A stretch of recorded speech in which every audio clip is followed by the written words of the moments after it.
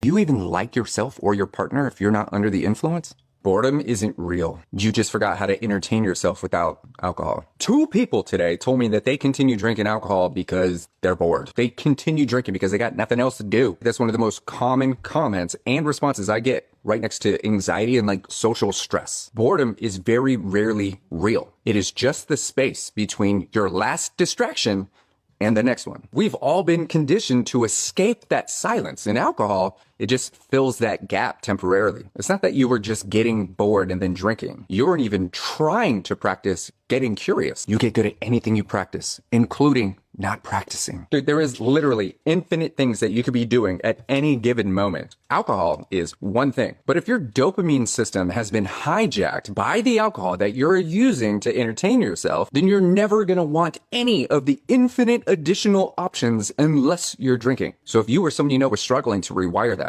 to create joy without alcohol, don't be afraid to check my page for more details on how I've helped thousands of people do exactly that. Now, you might think that you like golfing, you like baseball, you like playing video games, but maybe you don't. Maybe you just like the feeling that alcohol gave you while you did those things. That's why when you stop drinking, everything feels dull. Everything magically becomes boring. It's because your brain literally does not know how to release the same dopamine that alcohol gave you unless you're drinking. Coincidentally, that's the exact same dull, the exact same boredom that people experience right before they pick up their next drink. Dude, the cure to boredom is boredom. You gotta sit with it. You have to let it push you. You have to get so bored that you have no other option than to do something that may actually feel kind of cringy. Coincidentally, this is how we pick up new hobbies. You didn't know you liked that thing until you were so bored you tried it. With enough pressure, with enough silence, your brain is forced to be creative. And guess what happens?